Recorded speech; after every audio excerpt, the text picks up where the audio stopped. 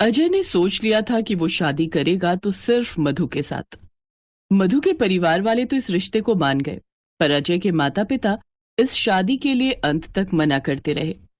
तुझे क्या लगता है वो शहरी लड़की हमारे गांव के रीति रिवाज और देसी खाना बनाना जानती होगी? मैं ये बात कभी नहीं मान सकती। तू मुझे झूठ बोल रहा है ताकि मैं इस शादी के लिए हाँ कह दूं। अब एक बात कान खोलकर सुन ले, तू मेरा बेटा ना होता तो मैं शादी में कभी ना आती। जब फेरों का समय होगा हम पहुंच जाएंगे आशीर्वाद देने के लिए। मैं इतनी कठोर मन की नहीं हूं जो तुझे आशीर्वाद ना दूं। कर ले तू अपने मन की शादी, हम पहुंच जाएंगे। अब ठीक है, मिल गई तुझे खुशी। चिंता मत कर, हम दोनों समय पर पहुंच जाएंगे। जा, तू जाकर अपनी होने वाली पत्नी के साथ शादी की सारी तैयारी कर। हमारा आशीर्वाद तुझे मिल जाएगा। थैंक यू पापा। थैंक यू माँ, मैं आपका इंतजार करूंगा। अजय को थोड़ी तसल्ली हुई कि उसके माता पिता इस शादी के लिए मान गए हैं। सारी तैयारियां हो गई और अजय मधु के साथ शादी के मंडप में पहुंचा तो उसने देखा उसके माता पिता शादी में पहुंच चुके हैं। मधु अजय के माता पिता के पैर छूती है।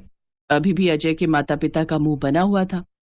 अजय और मधु की शादी संपन्न होती है।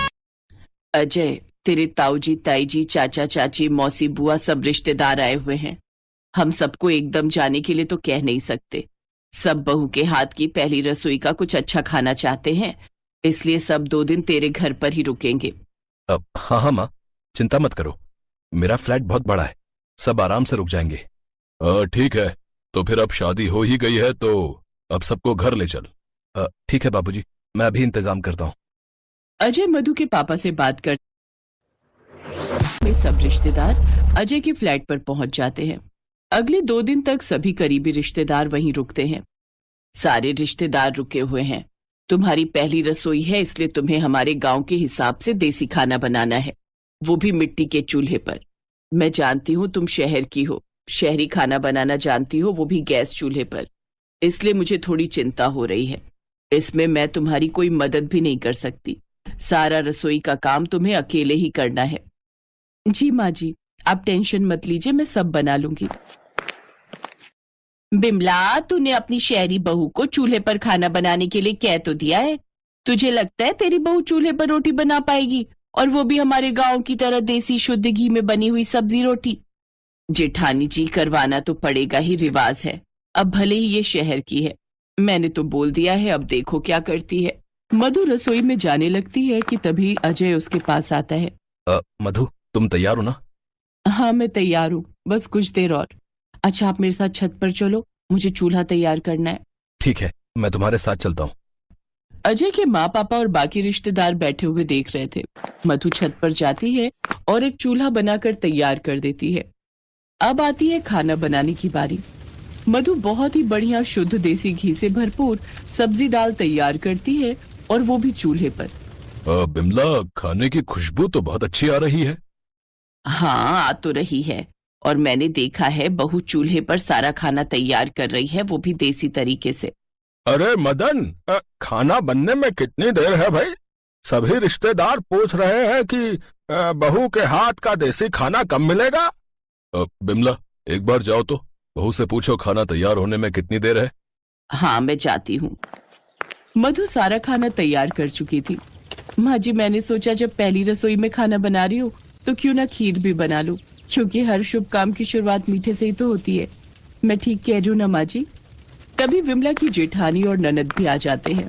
भाभी, मधु तो बहुत समझदार है, इसको तो चूल्हे का सारा खाना बनाना आता है।